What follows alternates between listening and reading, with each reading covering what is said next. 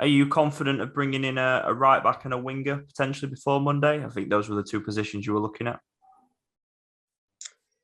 Um, not before Monday, no. Our window's obviously longer, isn't it? So there's no kind of desperate rush on that.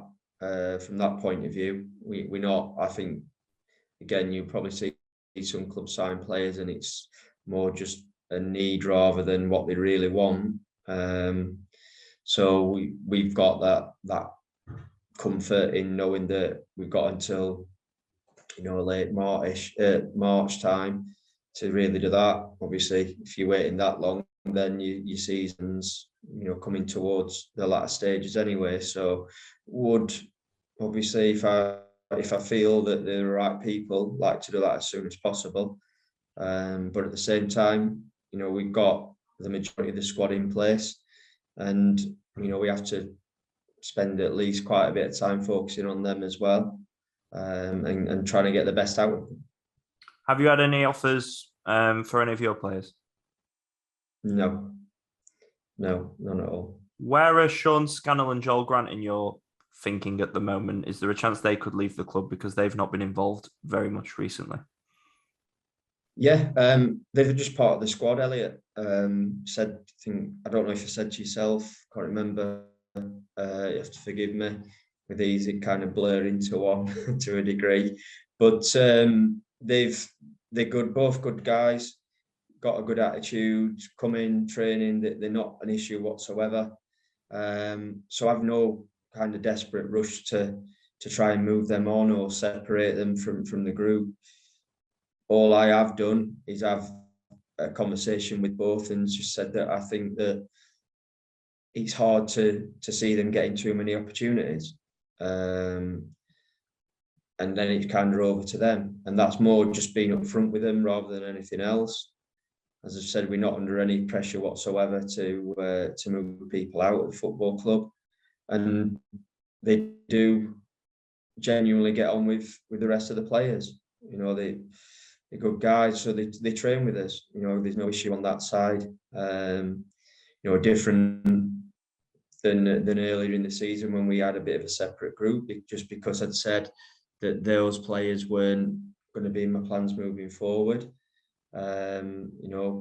This is different. They were part of the group to start with and the squad. So although their involvement has been minimal, they are still there and available if I feel the need to call upon them. Looking ahead to the weekend, do you have any fresh injury concerns after Tuesday night? No, and again, that's pleasing. It might sound a little bit cynical, but when things aren't going the way that you would like, you can sometimes see the physio room filling up a little bit quicker than you would like, and suddenly, knocks or fatigue, whatever it is, feels that much worse, and you perhaps don't have some players available to you that you maybe think could be. So that's pleasing. Again, it might sound very cynical, but I've seen it happen. We haven't had that, so that is a pleasing on my side, that we've not got people, I guess, showing any weakness from that point of view or getting the white flag out.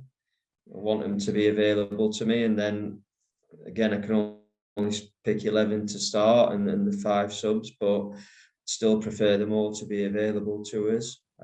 So that's a pleasing part. How's Michi progressing with his hamstring injury? He's getting better. So hopefully it won't be too long until we can see him again.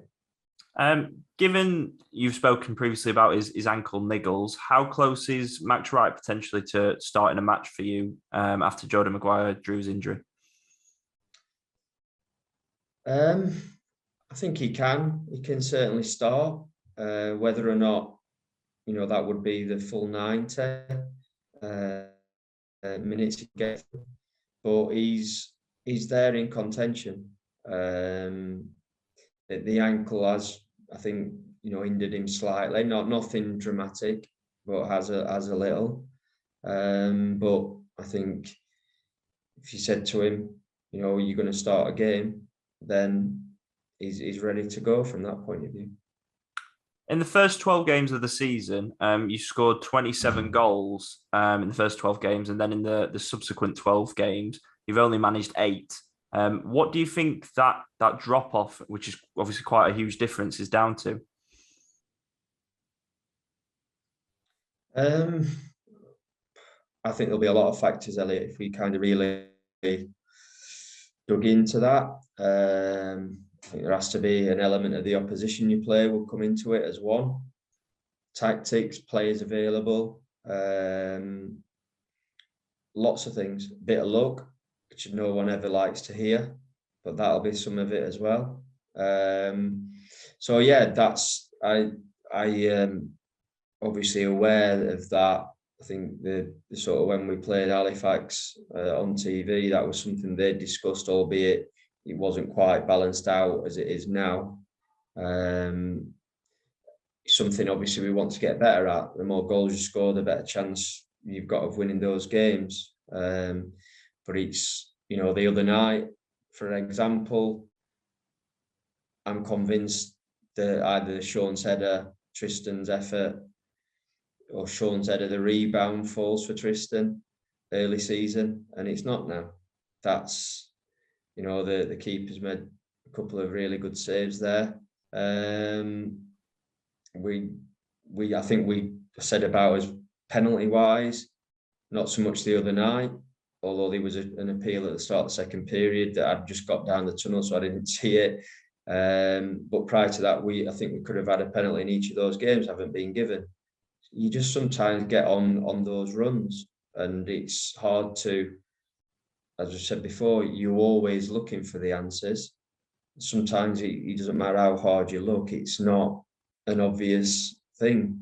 One thing we certainly have done that, again, 100% can be taken negatively, can be looked at positively, is when we were missing John initially, we changed formation, etc., a couple of times to try and find a solution. Probably the majority of times could say that hasn't quite worked. Same time when we played Halifax recently, we were 4-3-3. John wasn't in the team. A really good performance. Should have scored more than one on that day. Mm-hmm. Again, Jordan hitting the woodwork straight away springs to mind as him talking about, some people might say that's not luck, it's just bad execution. But we tried to find the answer and it hasn't quite happened. That's, again, perhaps something, but I'd rather always try to change to find that rather than do nothing and just maybe still have the same outcome. So 1,000,001 reasons, well, not quite 1,000,000, but my point. I think there's lots of reasons. I don't think it's any one particular thing, Elliot, that I would say has brought that.